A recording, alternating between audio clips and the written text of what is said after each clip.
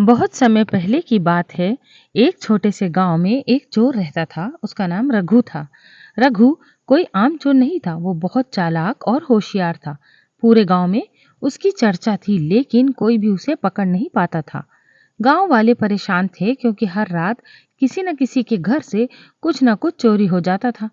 रघु की चतुराई इतनी थी कि जब लोग उसकी चोरी की शिकायत करने राजा के पास जाते, तब तक वो किसी और गांव में चोरी कर चुका होता था।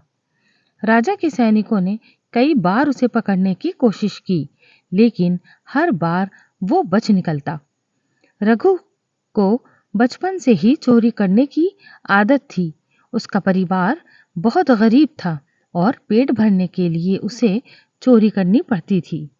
धीरे धीरे ये उसकी आदत बन गई। अब वो सिर्फ जरूरत के लिए ही नहीं, बल्कि मजे के लिए भी चोरी करने लगा था।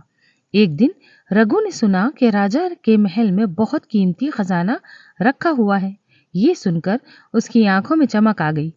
उसने तय किया कि अब की बार वो राजा के खजाने पर हाथ साफ करेगा। लेकिन महल में सुरक्षा बहुत कड़ी थी। सैनिक हर जगह तैनात थे और खजाने वाले कमरे के चारों तरफ लोहे के मजबूत दरवाजे थे। रघु ने कई दिनों तक महल का निरीक्षण किया।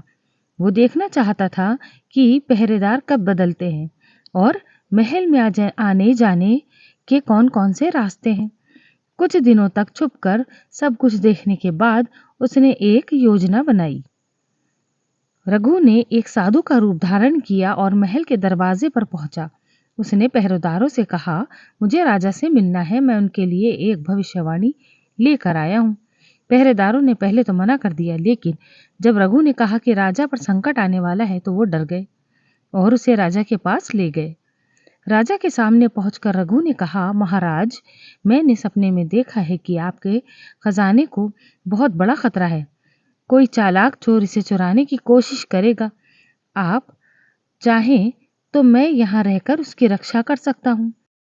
राजा ने साधु के वेश में रघु की बातों पर भरोसा कर लिया और उसे खजाने वाले कमरे के पास ही रहने की अनुमति दे दी। अब रघु के पास खजाने तक पहुंचने का सही मौका था। रात होते ही जब सभी सो गए, रघु ने अपनी असली चाल चली।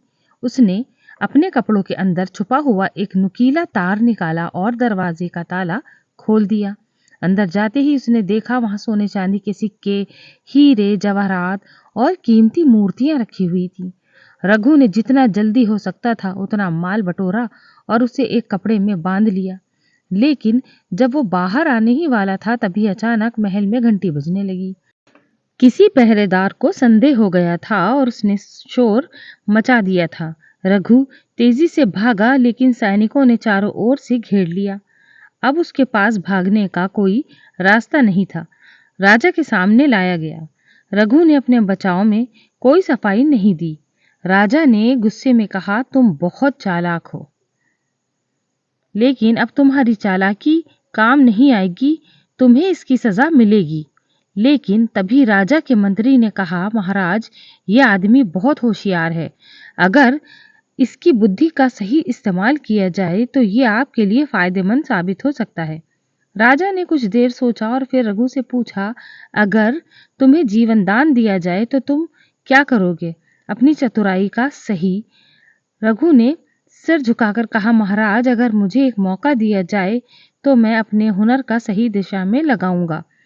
राजा ने रघु को अपनी सेना में शामिल कर लिया और उसे गुप्तचर बना दिया। अब रघु अपनी चतुराई का इस्तेमाल दुश्मनों की जानकारी इकट्ठा करने में लगा रहा था। वो धीरे धीरे राजा का विश्वास पात्र बन गया था। कुछ सालों के बाद जब एक पड़ोसी राज्य ने हमला किया तो रघु ने अपनी बुद्धि और चालाकी से राजा को जीत दिलाई। राजा ने खुश होकर उसे अपने दरबार में ऊंचा पद दिया और उसे बहुत सारा इनाम भी दिया। इस तरह एक चोर जिसने अपनी जिंदगी चोरी में बिताई थी, अपनी चतुराई से एक नया और सम्मानजनक जीवन जीने लगा। शिक्षा।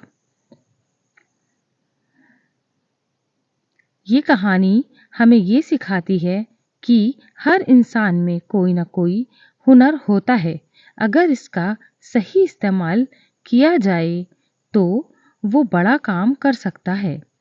गलत रास्ते पर जाने की बजाय हमें अपनी प्रतिभा को अच्छे कामों में लगाना चाहिए।